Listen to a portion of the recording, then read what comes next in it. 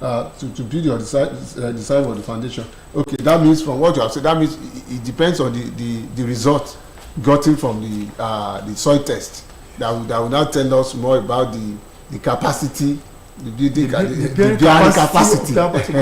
bearing capacity of that particular soil, which now tells us to the kind of the foundation, the type of foundation that you. So not just any other. You cannot just put any foundation on any land if the soil tests have not been done. Well, our viewers, we are hearing that once you have acquired your land and you want to start your building, what we are trying to say on today's edition of the program is that you get a professional. In the built industry, professional to help you did what we call a site investigation and soil test, and the result of this test that is carried out on your land will now determine, give us the bearing capacity.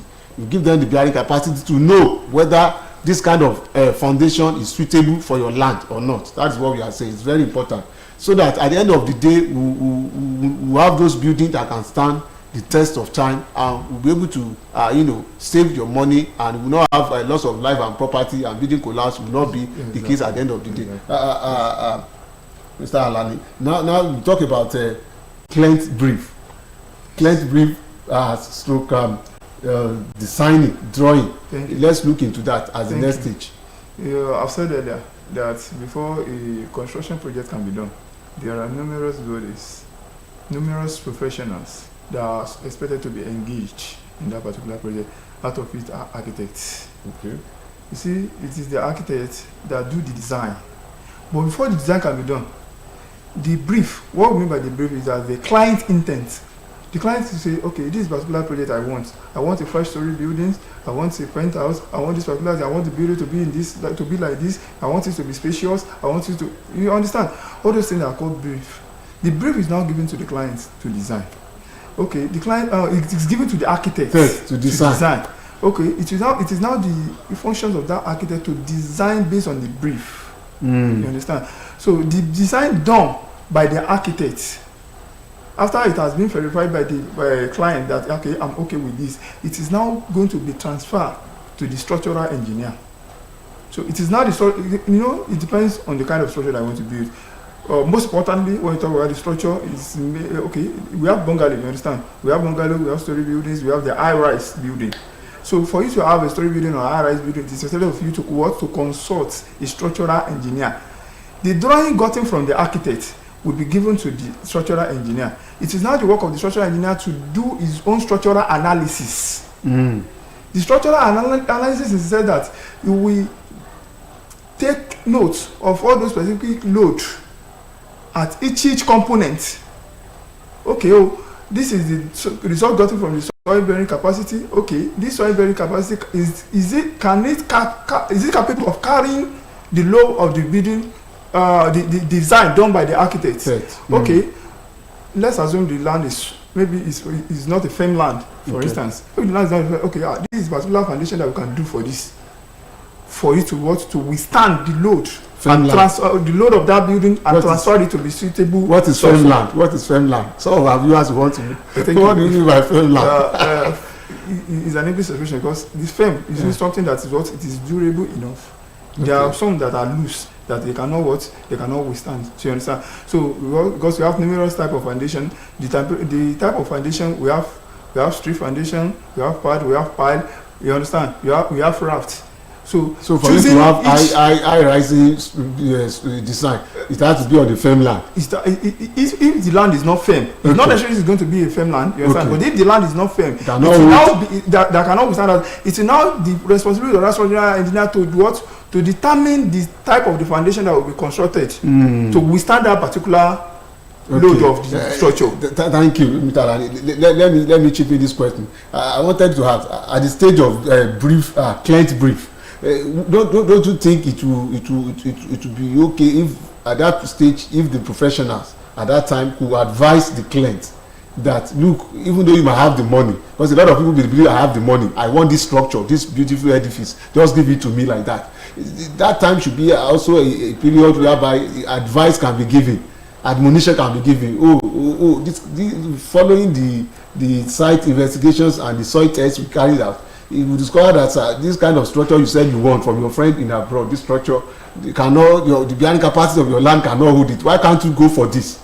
Probably if you are having that one at the stage of client brief, probably it will be reducing the amount of building collapse and havoc that usually wreck on building that we have. Or what's your take on this as a professional? What do you say to this? Thank you very much. Everybody has his own dream. Okay, this is my dream house. I want my house to be like this. You understand? I want my house to be like this.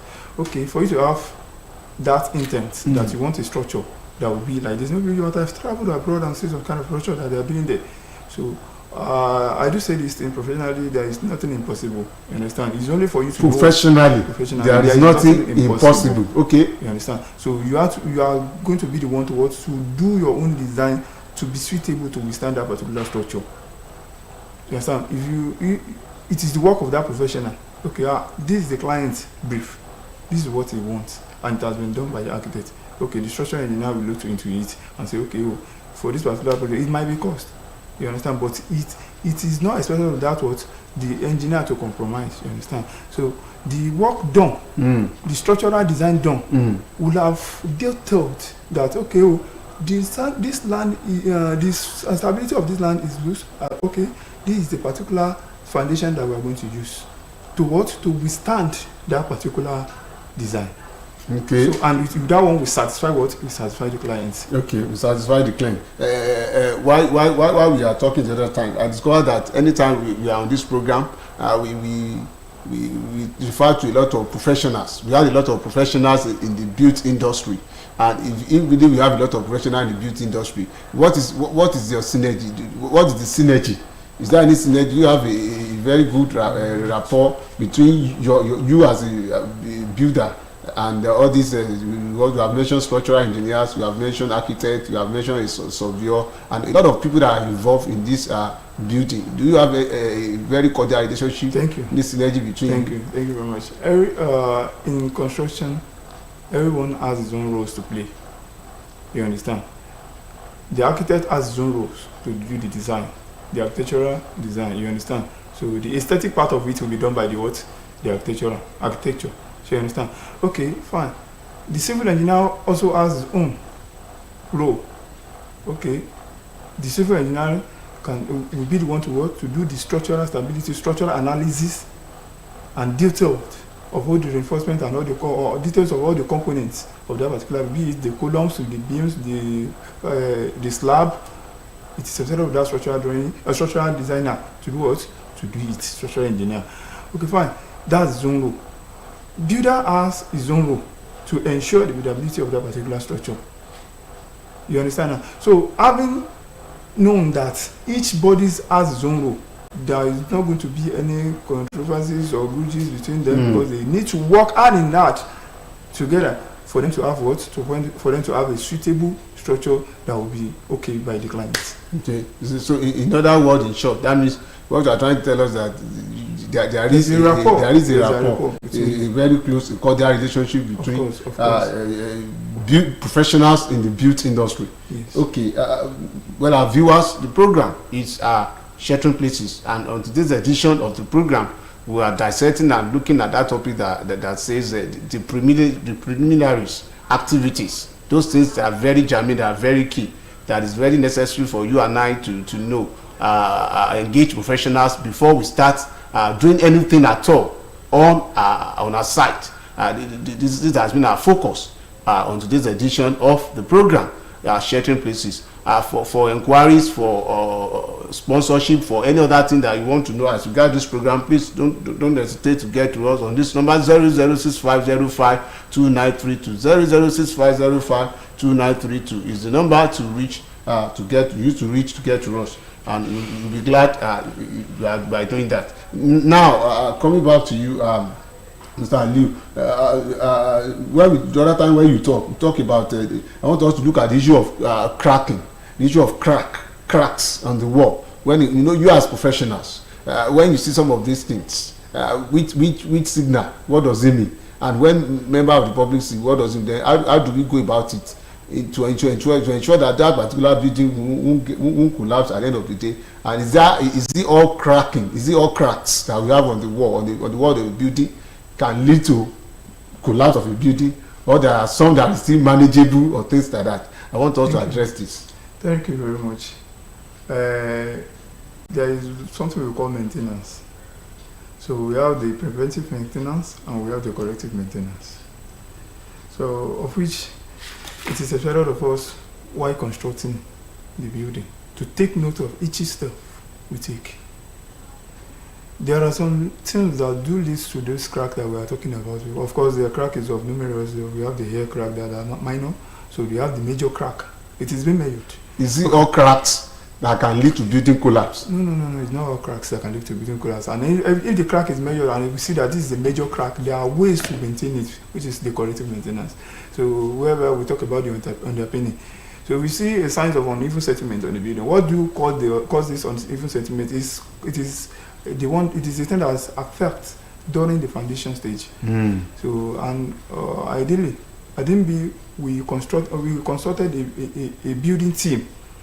You understand? We consult a building team to do the kind of thing to us. Of course, I believe that something of such will not happen, because it do happen when consulting a quack to go and do the project for. Okay, this is how they do for this baba language of things. Okay, if you consult a building team, okay, this is the professionals that I want to use. The professional I want to use for my project. Something of such will not happen. Whereby I will want us to always consult a professional for our building project. Fine. There is something we call underpinning. If you see a crack that is major, okay, it might be due to uneven settlement. This underpinning we are talking about is as if we construct another foundation to strengthen up the existing foundation. Okay, and it is done in phases. Okay, assuming now where we are now, there is a crack here that we know that this thing can lead to the total collapse of the building. Okay, due to testing time, we discover it's not just an air crack, it's a major crack. Okay, what can we do to withstand this building without failure? Okay, it will not be done stage by stage. Gradually. Okay, you can sectionalize it. Okay, this is a particular one, divide it into two. Okay, lift this area first, support it. When you support it, dig it, you excavate the bottom of that particular foundation that you think that it is collapsing. You now introduce another foundation to strengthen it up, to balance the load.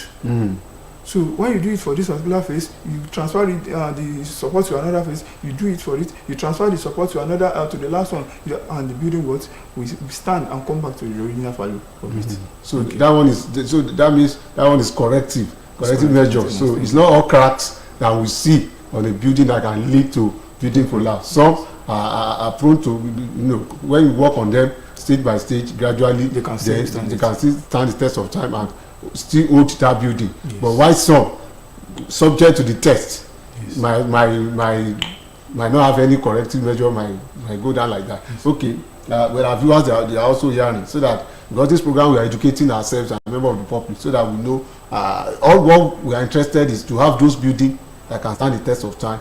And because when building collapse happens, it affects lives and property, yes, even resources and a lot of people. So, but one of the questions I want to raise at this point is that a lot of clients, a lot of people initially when they are starting up this building project, they defect that their months. These professionals in the beauty industry will give it to them will be too much, too exorbitant. Probably that was why a lot of them do not really want to engage these professionals. They want to go for low key. What is your take on this? Thank you. I do say this. It's better for us to spend than to spend later. Because while spending later, a lot of things might have bought, might have damaged. You understand? Because when a building collapse happens, it affects many lives. It claims lives, properties, and other things. But why not engaging the professionals to do? Why not engaging the professionals to do the work for you? How much are they going to collect? So it's not that people have seen it. It's as a result that you don't even make them first and know their price before taking it. That okay, their money will be it's trending. It's not an extravagant spending. If you consult them and they give you the bill, you'll be able to afford it. But if the building collapse happen, the life has gone already. The properties has gone. The money you are still going to spend. You have to tight the double. It's not even double. Triple. It's ahead. So why not engaging them at the initial stage? And you will have the rest of mind that okay, this is done by the professional. Of course, I have to have the rest of mind to live in it happily.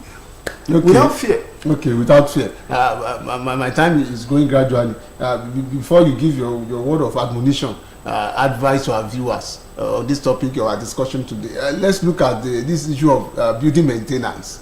Maintenance culture in building. It's like African generally, we lack maintenance culture, and a lot of people, I want to say that some people will say, once I have my building like this, it is believed that the building will just be like that until maybe 100 years without doing any other thing. So what about you as professionals?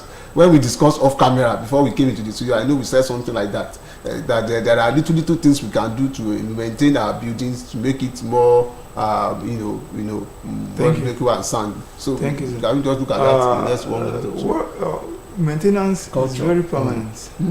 It is something that we need to take note. Building maintenance is something that we need to we take note before the commencement of the project. At times, the maintenance practice is very paramount.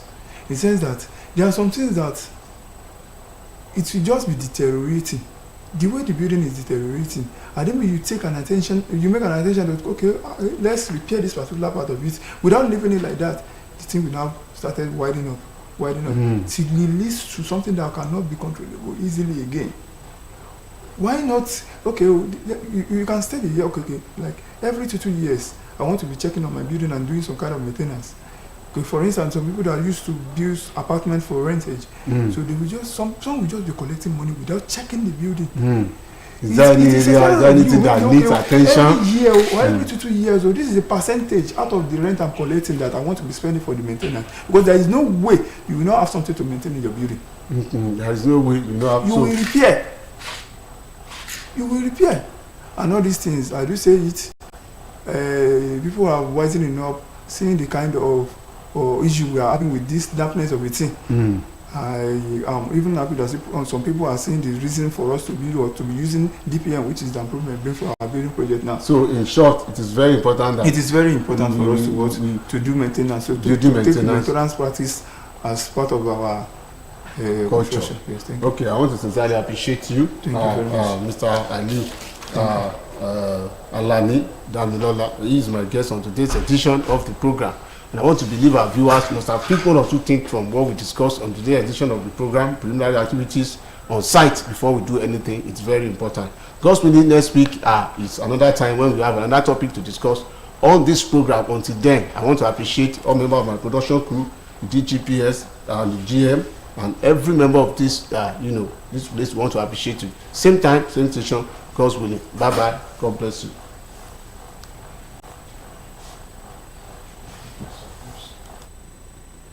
Television channel 113 on Star Times and 502 on Free TV every Friday 11:30 a.m. to 12 noon. It's promised.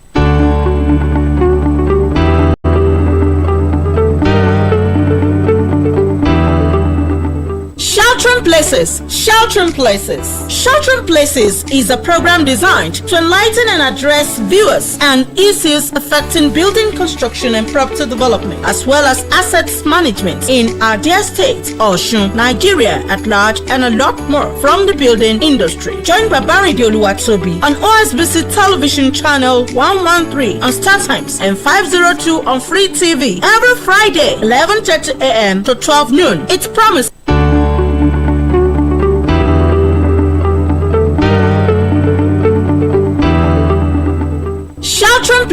Sheltering Places.